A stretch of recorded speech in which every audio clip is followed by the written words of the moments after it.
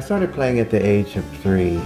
I went into the room and started playing the piano on my knees. There are pictures. My mother thought it was my older sister who had came home from school early and just started playing the piano. I had one other sister that she's gone now, but she played the piano. And then she realized that it wasn't her. I started off wanting to be a famous gospel pianist. And I developed the early style I'm left-handed, so I developed the early style of gospel and didn't realize the gospel at that time, back in the 60s before Edwin Hawkins, So Happy Day, was not making any money. I mean, there was a lot of groups that were making a living, but I always liked gospel, being raised up in the church. I used to tell people before I was 10 that I was going to be on Columbia. I didn't have any idea how to do it, but I ended up doing it. I started making money when I was 3. On a picture when I was 3 years old at the piano, I had a two 50-cent pieces sitting on right above the keyboard, and I'm smiling. You know, I had a lot of brains then about making money. I wouldn't touch the piano unless somebody gave me 50 cents when I was 3. The first concert I gave was at the Air Force Hospital, and the reason it's memorable is because there was a guy that was brought in with 80 or 90-degree burns, and the only time he experienced comfort was when he was hearing my music over the intercom. I never forgot that, obviously. So that was something that stayed with me all these years, the fact that my music brought that much comfort to someone in that kind of condition. As I have played in clubs, I've had people from Japan and Russia and Australia and different parts of the country would say to me, oh, they would love you in Japan, they would love you in Australia. I mean, for years, and they would love you here and love you there. And you try not to get too animated because you get too overexcited and get disappointed. I heard that Louis Armstrong was first not well received when he first went overseas. In my travels, I have run into a lot of different types of audiences. You know, you run into audiences that will not respond, almost like Lincoln's Gettysburg Address, and you're about ready to take your water gun and blow out your brains, you know. And you find out that you were just a tremendous success. The record industry is changing so much, you know.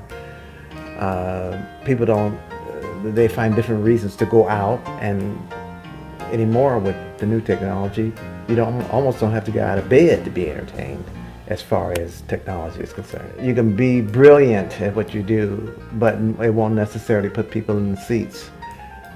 I think it might have a lot to do with marketing. I think that people respond to new thrills of marketing, and there are people that still enjoy good music. I think if people are as exposed to this music as they are exposed to other things or other kinds of music, I think they would be into it big time. I run across a lot of kids that will ask me questions like, can I give them an advice about going into the business? And I just say, number one, you have to get totally prepared scholastically, and after you get scholastically prepared, you have to get on the street and get prepared that way, because after you spend 10 years in books and whatever, you have to be in front of people. And there are people that have spent many years that have problems in front of people.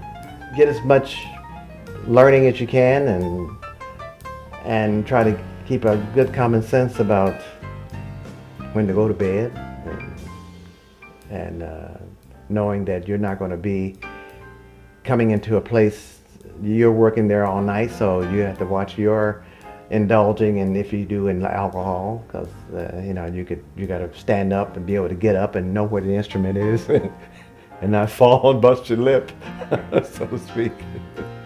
I've done about 18 records and CDs. I have one that's coming out in about possibly about 60 days, and have another that would be out after that. But I have my website is roymeriwether.biz. I have quite a few CDs and albums out. a lot of different types of things. I wrote a suite called Black Snow, which captures the attitudes and emotions of African Americans and Americans from 1619 to 1965. It goes through gospel, blues, and hard rock, and jazz, and back to blues, whatever the colors, music. Life is with colors, and the music and blue. I think people have the wrong impression of blues. Blues is a voice crying in the wilderness. Blues is a testimonial, like the spiritual. Blues brought us through the Depression, as well as spirituals. You know, it's a place to. I think if we hadn't had music and blues, we wouldn't have any place to release ourselves, no matter who we were, or what color we were. You know? And I feel that music is paintbrushes, and blues is a different paintbrush of blue. And I wrote this piece that I think defines where gospel belongs in life and where blues belongs. Everybody, even Jesus Christ, had the blues. When you know you're going to go to hang on the cross the next day, you're not jumping for joy. Anyway, I've done writings of that type and regular, standards and originals. There's people that I like. I like Charlie Daniels. I mean, there's people that I like in all kinds of music. Good music is good music. And I think that that's what holds jazz back, is that people think jazz, they don't realize that there's jazz that you would like and jazz that you won't like. There's country you like and country you won't like gospel. There's gospel. I wade through all kind of gospel to get to a good song, So it's hard, it's just, there's good in all music and there's bad music, It's all about taste. I enjoy what I do. My music is a combination of gospel, blues, and standard jazz, show songs. All of it goes into a pot and stirs up and comes out Roy Meriwether.